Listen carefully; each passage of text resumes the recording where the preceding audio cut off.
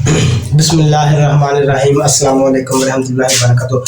आज का जो हमारा टॉपिक है, what is life and um, ज़िंदगी और ज़िंदगी का मकसद। आपको बहुत सारे लोग मिलेंगे, अगर इर्द गिर्द नजर जुड़ाए तो बहुत सारे लोग मिलेंगे। सारा दिन वो क्या करते हैं, होटलों पर अपना टाइम ज़ाया करते हैं। इसी तरह बहुत सारे लोग मिलेंगे, सारा दिन वो क्या करते हैं, मेजोरिटी आजकल की जो मेजोरिटी है, छोटा हो बड़ा, वो सारा दिन मोबाइल में ही वो लगा हुआ है। टिकटॉक चला रहा है, फेसबुक चला रहा है, स्नैप चला रहा है और सोशल मीडिया अदर प्लेटफॉर्म का इस्तेमाल कर रहा है। इस तरह बहुत सारे पढ़े लिखे लोग मिलेंगे, मास्टर कर लिया, एमफिल कर लिया और उनके पास बहुत सारी डिग्री होती हैं, लेकिन उनके पास करने को कुछ नहीं होता, सिर्फ ब्लाइंड डिसीजन। इसी तरह और बहुत सारे लोग मिलेंगे। ये चौथी कैटेगरी के लोग हैं। कौन?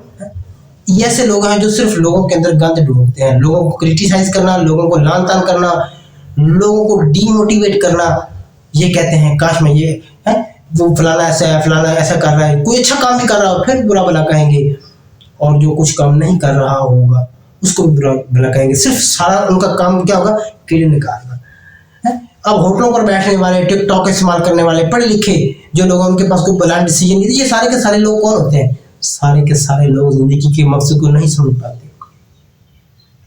अल्लाह ताला ने इंसान को जिंदगी गिफ्ट दी है और साथ कहा है, ऐ इंसान मैंने तुझे किसी मकसद के लिए पैदा किया। और हम दुनिया में आकर दुनिया की रंगीनी में खो गए। हर इंसान यही चाहता है ना, मेरे पास बहुत सारा पैसा हो, मैं एक कामयाब इंसान बन जाऊं, वेल टैलेंटेड पर्सन हूं, मेरा एक नाम हो, शोहरत हो।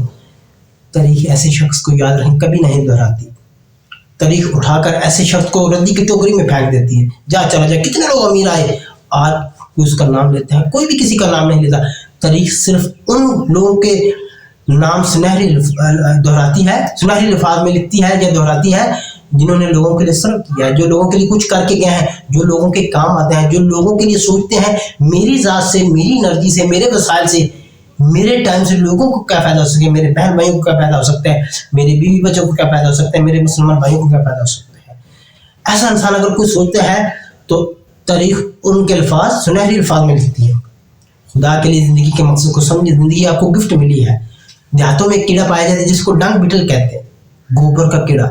उसको भैंसों और गायों की खुशबू इतनी पसंद होती है गोबर की, सुबह उठते हुए उनके गोले बनाना शुरू करता है, गोले बनाता रहता है। शाम को होती है तो उसका मकसद होता है कि ये जो गोले मैंने बनाए इसको साथ लेकर बिल में चला जाओ, लेकिन वो गोले इतने बड़े बन जाते हैं वो साथ इसको लेकर नहीं जा सकता। आजकल के इंसान की भी मिसाल यही है, सारी उम्र दौलत इकट्ठी कर देता रहता है, जब वो दौलत इकट्ठी हो जाती है, ये तो उसने बहुत बड़ा अपना नुकसान किया, सेहत भी गवा दी, टाइम भी ज़ाया कर दिया, जिंदगी मकसद को भी नहीं समझा, और आखिर में इसका ये भी नुकसान, वो सारी दौलत कब्र में नहीं जा सकता। फिर वो उसको बड़ी निगाहों से देख रहा था, काश मेरे काम आती, फिर वो दौलत भी उसके काम नहीं आती और वो उसको वहीं छोड़कर कब्र में चला जाता है। कितने लोग आपको मिलेंगे रेगलेट्स, पछतावा, काश मैं ये कुछ कर लेता, काश मैं अपनी आखिरत के लिए कुछ कर लेता।